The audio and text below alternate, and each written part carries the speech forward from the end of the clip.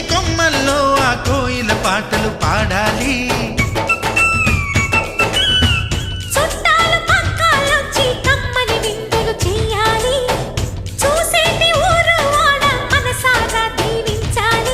నలుగురు కలిసి చేతులు కలిపి మన కలలన్నీ పండించాలి.